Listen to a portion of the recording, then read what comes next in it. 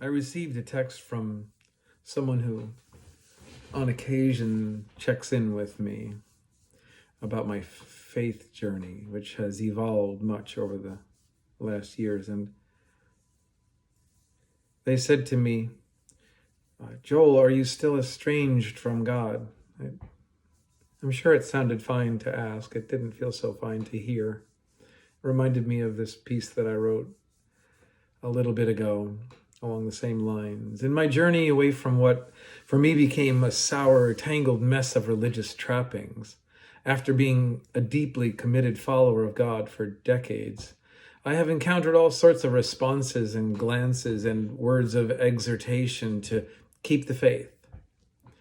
It is, of course, with all kindness and good intention. It usually has something to do with God's forever love for me or something like that, with a bit of worry in the tone. Recently, I posted a writing about my spiritual doubt and my story in these days, which probably expressed some sarcasm and a deep questioning of sorts I was going through. Fairly quickly, someone close to me inboxed me something like, Joel, won't you please come back to your Father God? He's waiting for you with arms open wide. I know what they mean. I've said these things before in another lifetime, but it struck me this time, being on the receiving end. And it made me want to dismantle the whole idea behind it. I mean, it took me by surprise, and it actually felt sort of like an insult. I immediately felt sorry for all of the people that I knew through the years who had walked away from God, for all the things I knew that were said to them by me and others. Yeah, it felt like to me like a judgment on where I was or where I'm at in my daily journey, which I struggle with sincerely and with deep integrity. And I wanted to ask, where did God go? I mean, I left church. I stopped doing most religious things. I dropped a bunch of ideas that I held in my head about what God might be like, all of which were or are extremely traumatic, deep shifts in me. If anything, you would think God would want to be closer to me now more than ever. If God really, is God really that far from me that I have to go back to him? Can God not be near me when I'm thinking and living this way? Why would God, whoever and whatever God might be far from someone when they might have needed God most? And if it is, as some say, because I walked away from God, well then, why did God not follow me then? Why do I have to go back to God? I mean, I've been following God since I was 17 years old, well over 30 years or so, with damn steady commitment, and with very little complaining the whole time. So I was thinking to myself today, why doesn't God come and follow me? I mean, I've been following God a lot longer than God's been following me.